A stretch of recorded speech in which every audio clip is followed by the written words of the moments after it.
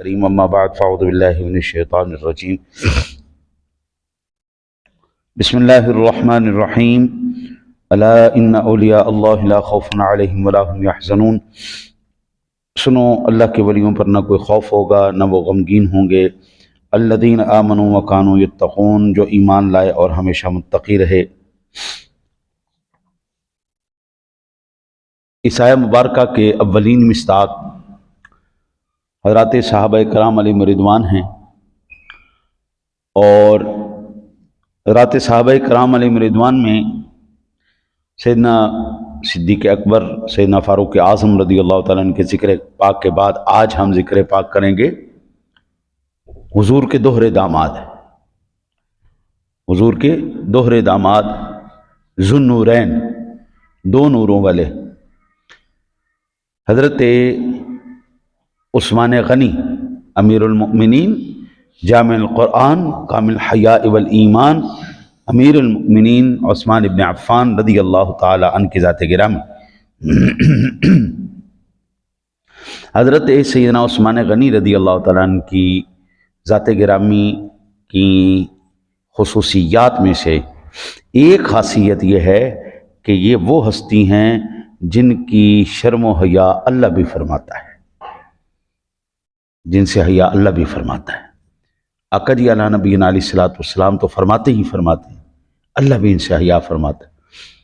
آقا جی علیہ الصلوۃ والسلام نے ایک شہزادی ان کے نکاح میں دی، ان کا وصال ہو گیا، پھر دوسری شہزادی ان کے نکاح میں دی۔ آقا جی علیہ الصلوۃ والسلام نے ارشاد فرمایا کہ اگر میری 40 بیٹیاں بھی ہوتیں تو یکے بعد دیگرے عثمان میں تمہارے نکاح میں دیتا۔ حضرت سیدنا عثمان غنی رضی اللہ تعالیٰ عنہ کا دور خلافت ہے، اور آپ نے اپنی جتنی بھی جائیداد تھی، وہ صدیق اکبر ہوں، فاروق اعظم ہوں، عثمان غنی، ان کا ایک خاصہ رہا ہے، انہوں نے سب سے پہلے عوام کی بھلائی کے لیے اپنی تمام تر جائیداد عوام کی فلاح و بہبود میں لگا دی۔ آپ یہ دیکھیں، تاریخ انسانی کے اندر میری علم میں نہیں ہے اتنا طویل صدقہ خیرات جتنا سیدنا عثمان غنی رضی اللہ تعالیٰ عنہ کی ذات گرامی کا ہے۔ سعودیہ کے اندر حکومتی بینک میں آج بھی سیدنا عثمان غنی کا اکاؤنٹ کھلا ہوا ہے، ان کے باغ آج بھی آباد ہیں، آج بھی پھل دے رہے ہیں، اور ان سے جو کمائی آ رہی ہے وہ وہاں کے غریبوں، مسکینوں اور بیواؤں کے اوپر خرچ کی جا رہی۔ یہ ابھی آیا سیلاب وہاں پہ سعودیہ میں، تو گھر تباہ ہو گئے، گاڑیاں تباہ ہو گئیں۔ حکومت نے کیا کیا، ہر ایک بندے کا 1 روپیہ لکھوایا کہ بھائی آپ کی کتنا نقصان ہوا۔ کسی نے کہا میرا 1 لاکھ ریال کا ہوا، کسی نے کہا 2 لاکھ ریال کا ہوا، میری یہ فلاں چیز، میرا جوتوں صاف کرنے والا قالین اس کی اتنی قیمت ہے، پورا جتنا بھی وہ سارا انہوں نے لکھوانے کے بعد وہ سارا کا سارا حکومت نے ان تمام کو ادا کیا ہے، اور جتنے بھی غریب تھے ان غرباء کی مدد سیدنا عثمان غنی کے اکاؤنٹ سے کی گئی ہے۔ آج بھی عثمان غنی کا اکاؤنٹ سعودیہ کے اندر چل رہا ہے اور غریب اس سے فیض اٹھا رہے۔ آپ کا اپنا ٹھیک ٹھاک آپ کا کاروبار تھا، ٹھیک ٹھاک آپ کا ذریعہ آمدن تھے، آپ کے غلام باندیاں بے شمار تھیں، لیکن جب وہ خلیفہ بنے تو مسجد میں سوئے ہوئے تھے، پشت پر کنکریوں کے نشان پڑے ہوئے تھے، اور یہ کہا جاتا تھا یہ امیر المومنین ہے جی۔ بھئی دنیا کے بڑے بڑے ایوانوں پر جس کا رعب طاری ہے، یہ ہے وہ امیر المومنین جس کے اپنی کمر پر نشان پڑے ہوئے ہیں۔ نبی اکرم صلی اللہ علیہ وسلم کی ذات گرامی ہو یا حضور سرور دو عالم صلی اللہ علیہ وسلم کے خلفاء ہو، آپ جناب جب آرام فرماتے تھے تو کھجور کی نا جی چھال کی وہ بنتی تھی چارپائی، یہ میری ہوش تک میں نے وہ دیکھی ہیں چارپائیاں، بان کی چارپائی، کھجور کی چارپائی، کھجور کی ذرا موٹی چارپائی ہوتی تھی۔ نبی اکرم صلی اللہ علیہ وسلم جب آرام فرماتے تھے تو آپ کے جسم اطہر پر وہ نشان پڑ جاتے تھے۔ صحابہ کرام نے ساری زندگی وہی درویشی والی زندگی گزاری۔ اللہ اکبر۔ حضرت عثمان غنی رضی اللہ تعالیٰ عنہ کے بارے میں عبداللہ بن رومی کہتے ہیں کہ عثمان رات کو اٹھتے اور وضو کے لیے پانی لیتے۔ ان کی اہلیہ نے کہا کہ آپ خادموں کو کیوں نہیں کہتے، وہ لے آئے کریں، آپ کے اتنے خادم ہیں، رات کو اٹھا کریں۔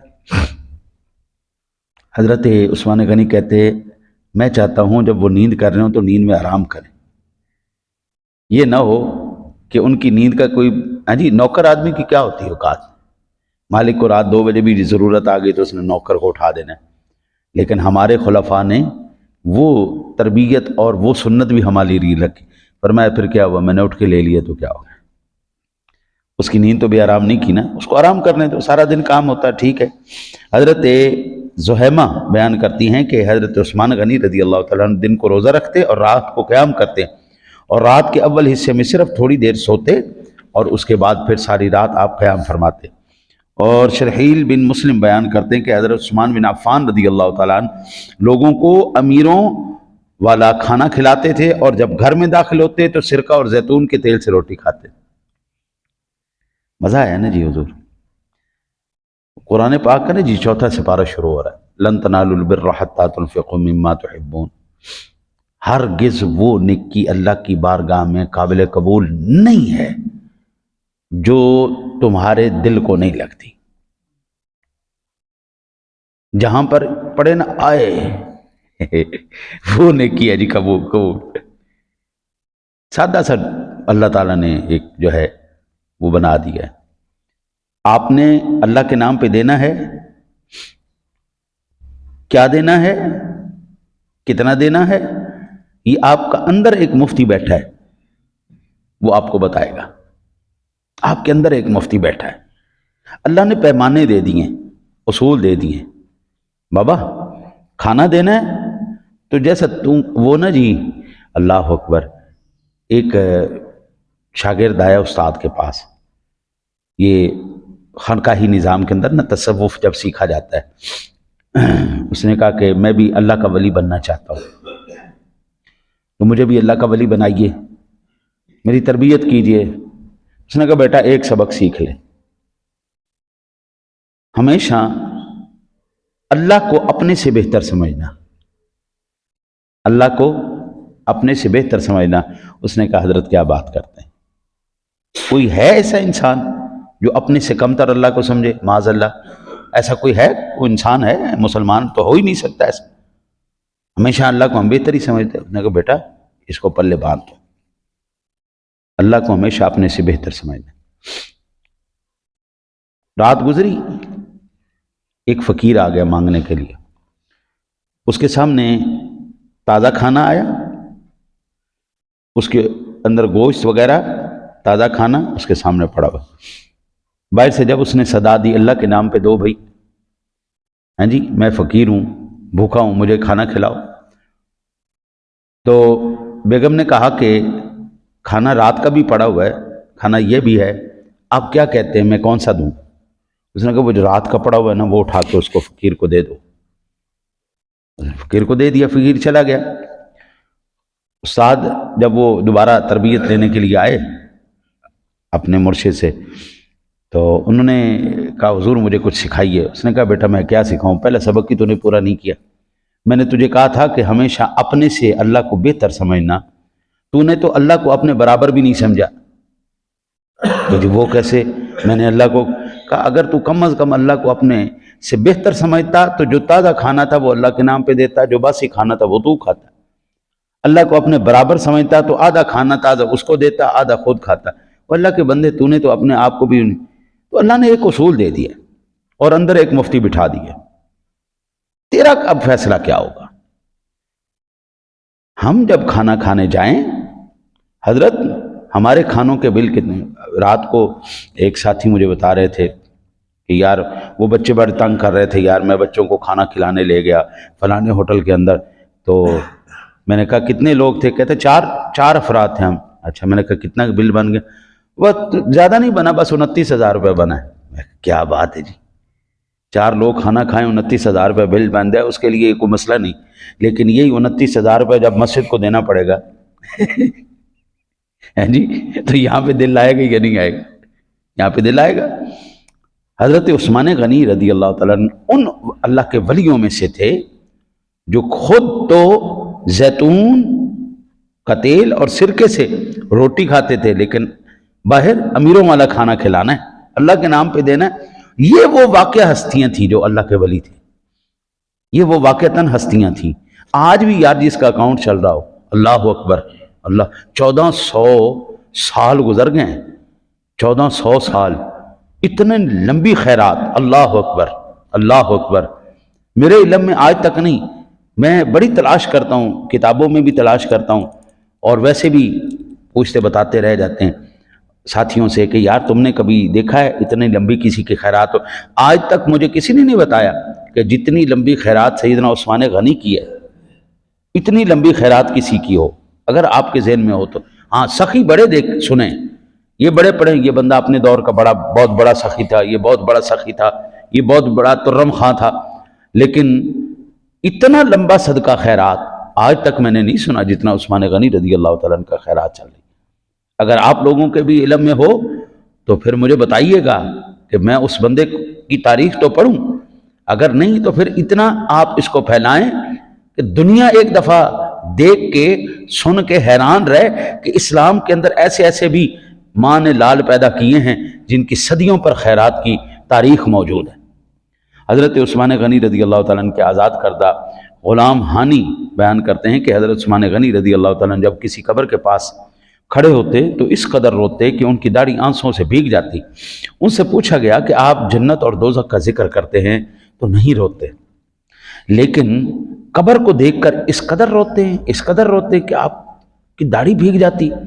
انہوں نے کہا میں نے آقا جی علیہ نبینا علیہ الصلوۃ والسلام کی ذات گرامی سے میں نے سنا تھا قبر آخرت کی منازل میں سے سب سے پہلی منزل ہے، جو اس منزل سے نجات پا گیا اس کے لیے بعد کی منزلیں زیادہ آسان، اور اگر اس سے نجات نہیں ہوئی تو بعد کی منزلیں اس سے بھی زیادہ دشوار ہو۔ آج نا جی لوگ صرف اس سوچ کے اندر یا اس غلط فہمی کے اندر زندہ ہیں کہ آج کر لیں کل دیکھی جائے گی، قبر چ ویکھی جائے گی، یار اتنے کرو یار قبر چ ویکھی جائے گی۔ حضرت قیامت کے دن آپ کا حساب تو ہوگا، لیکن قیامت آئے گی کب؟ قیامت کے دن حساب تو ہوگا، لیکن قیامت آئے گی کب؟ سادہ سا لمبا چوڑی بات نہیں، جس دن آپ کی آنکھیں بند ہونی ہیں، آپ کی جنت دوزخ، آپ کی قیامت شروع، آپ کا حساب شروع ہو چکا۔ بلکہ آنکھیں بند ہونے سے پہلے جس وقت سکرات کی کیفیت طاری ہونی ہے اور آپ کے اعضاء نے چلنا بند کرنا ہے اور صرف آنکھیں اس وقت حرکت میں ہوں گی، اور اللہ جب دماغ کو 100% پہ لائے گا اور فرشتے آپ کو اترتے دکھیں گے، بھائی فیصلہ وہیں پہ ہو جانا ہے کہ فرشتے کیا کہہ رہے ہیں، یا ایتھا النفس المطمئنہ کہہ رہے ہیں یا ایتھا النفس الخبیثہ کہہ رہے ہیں، او خبیث نکل اس خبیث جسم سے، یا پھر او اللہ کے نیک بندے چل آ یا ایتھا النفس المطمئنہ ارجعی، چلیں اپنے رب کی طرف لوٹ چلیں، ارجعی الی ربک راضیۃ مرضیہ، یا پھر شادیانے رو 70,000 فرشتہ آپ کی روح کو اے تیری خیر ہو جائے پروٹوکول کے ساتھ جنت کے تھال کے اندر روح رکھ کے خوشبوؤں والے وہ غلافوں کے اندر اس روح کو لپیٹ کے اس رب کی بارگاہ میں پیش کیا جائے، یا پھر اس طرح ہوں گا، یا پھر ڈانٹ کے فرشتے اس طرح روح نکالیں گے کہ جس طرح مخمل کے کپڑوں کو آپ خاردار جھاڑیوں پر پھینکیں اور اس کے ایک ایک ریشے میں جب وہ کانٹے چبھ جائیں پھر ایک طاقتور آدمی کھینچے زور سے، جس طرح اس کپڑے کا ایک ایک تار جو ہے وہ سلامت نہیں رہتا، روح پھر اس طرح زخمی ہو کے نکلتی ہے جسم۔ فیصلہ تو وہیں پہ ہو جانا۔ حضور سرور دو عالم صلی اللہ علیہ وسلم نے فرمایا قبر تمہاری یا تو جنت کے باغوں میں سے ایک باغ ہے یا پھر جہنم کے گڑھوں میں سے ایک گڑھ۔ حضرت وہ میری مرضی ہے، میں نے کیا بنانا ہے، اختیار مجھے اس دنیا میں دیا گیا، وہ بھی اس وقت تک جب تک میرے ہاتھ پاؤں نہیں بند ہوتے، اور جس وقت ہاتھ پیر چلنے بند ہوئے پھر میرا اختیار کوئی نہیں، پھر سائیاں دی چیز سائیں لے جانے، پھر ہم وہ کہتے ہیں نا مرنے پر انا للہ وَإِنَّا إِلَيْهِ رَاجِعُونَ، رب کا تھا، رب کی طرف چلا گیا، ہے نہیں۔ عثمان غنی رافع بیان کرتے ہیں عثمان بن عفان رضی اللہ تعالیٰ عنہ شہید کیے گئے، اس دن صبح کو حضرت عثمان غنی رضی اللہ تعالیٰ نے اپنے اصحاب سے وہ خواب بیان کیا جو رات انہوں نے دیکھا۔ انہوں نے کہا کہ میں نے گزشتہ رات رسول اللہ صلی اللہ علیہ وسلم کی زیارت کی، آپ نے مجھ سے فرمایا عثمان آج روزہ ہمارے پاس افطار کرنا۔ پھر عثمان غنی رضی اللہ تعالیٰ نے اس دن روزہ رکھ لیا اور اس دن وہ شہید ہو گئے۔ جس دن حضرت عثمان غنی رضی اللہ تعالیٰ عنہ کو شہید کیا گیا، اس طرح قرآن سامنے کھلا ہوا تھا اور آپ کا ہی مصحف بنایا، وہ ترتیب دیا ہوا تھا وہ مصحف شریف، ہے نہیں، اور جب وہ آپ کے اوپر وار کیا گیا نا تو وہ خون گرا، قرآن کی آیہ مبارکہ فَسَيَكْفِيكَهُمُ اللَّهُ فَسَيَكْفِيكَهُمُ اللَّهُ وَهُوَ السَّمِيعُ الْعَلِيمُ، تیرے لیے اللہ ہی کافی ہے نہیں۔ وہ خون عثمان کا گرا، قرآن پر قرآن کل قیامت والے دن خون عثمان کا مطالبہ کرے گا۔ آج روئے زمین پر جتنے حافظ بن رہے ہیں یہ تمام کا تمام احسان ہے عثمان غنی کا امت پر، احسان۔ آپ جتنے بھی ساتھی قرآن پڑھتے ہیں سب سے پہلے عثمان غنی کی روح کو ثواب جاتا ہے کہ یہ اس طرح ترتیب حضرت عثمان غنی رضی اللہ تعالیٰ نے دیا۔